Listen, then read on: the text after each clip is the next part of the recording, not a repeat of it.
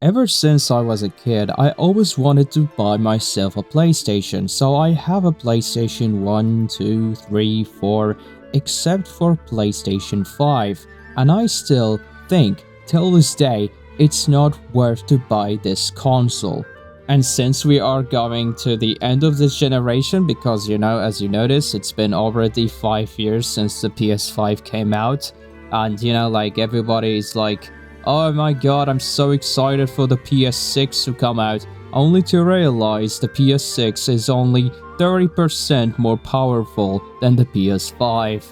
Oh yes, it's 2019 and the PlayStation Showcase wants to show us the new console. Everyone is so excited, everyone wants to see how is this new generation is gonna be starting, what's the price, what's the shape, is it gonna be like having a screen on the controller? Is it gonna be like, I don't know, something futuristic, spaceship looking? Well, yeah, we got something that looks like a kind of a router, but some people actually like it.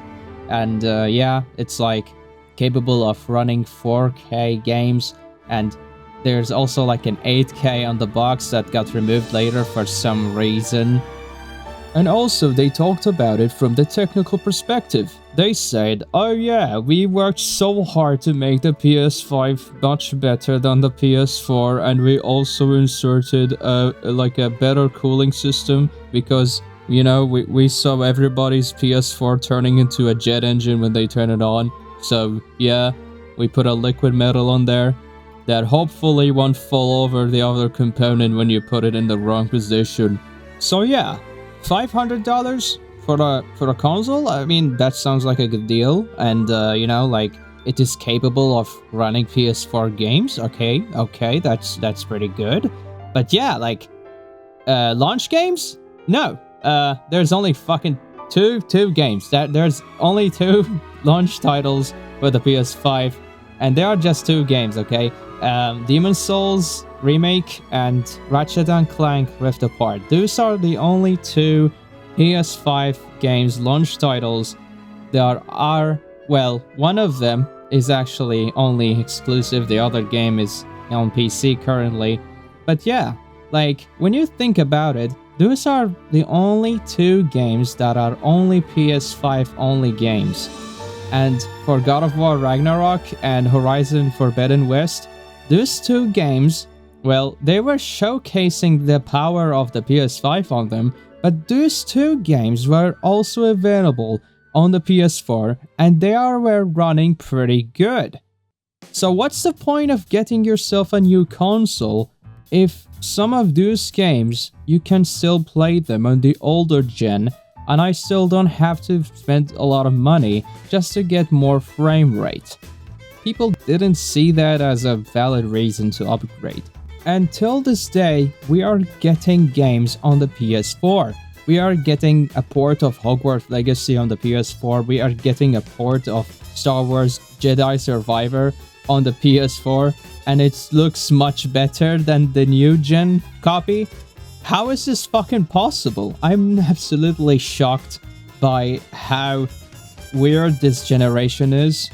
Okay, I appreciate giving the players the choice and the option to upgrade their console or not, but also this won't give the people a reason to buy the new console. I don't think it's a good reason to sell me something that is only capable of running games in a better resolution and then tell me, yeah, but you can still buy the game on your PS4. So, would I buy myself a $500 console and then play the game that I want to play? Or can I just get that game and play it on my current gen and, not giving a hell about the FPS? Maybe. So, at this point, there are only two PS5 exclusive games till now, and those two games are Demon's Souls Remake and Astrobot. Those two games probably are enough reason to get yourself the new console, but I don't think they are, PS4 quality games. I mean, remember how the PS4 had actual good games that actually makes you want to buy the entire console just to experience them? Bloodborne, Gravity Rush, Shadow of Colossus, The Lost Guardian. Those games are only there, and you won't find them on PC, you won't find them on Xbox, you won't find them on the Switch. Those games are only there, and you can only play them there. And that's what made me myself buy a PS4 and made my feel of the purchase feels valuable. I felt, yeah man, I felt like I bought myself a good console, that I didn't waste my money on something that have games that comes to PC later on, and I just don't use the PS5 anymore.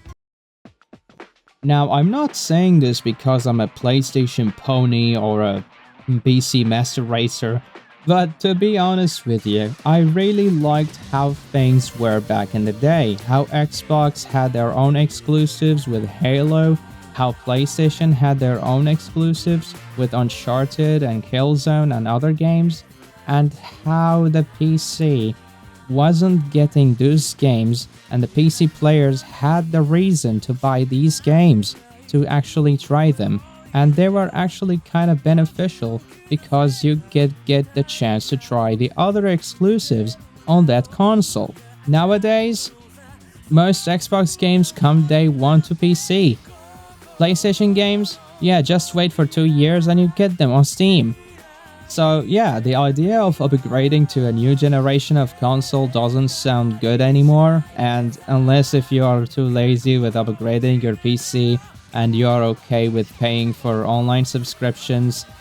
So, in conclusion, I still don't think it is worth it to get yourself a PS5, and if you still think that it is worth it, you're probably delusional, maybe. I mean, sure, building a PC is costly and it's uncomfortable and it may feel a bit of a burden, but trust me, this is an investment for the future. This is gonna be probably the best choice you will make in your entire life, getting a PC capable of running both of the consoles, and also probably you could emulate stuff that you legally own. But anyway, it is a very good deal.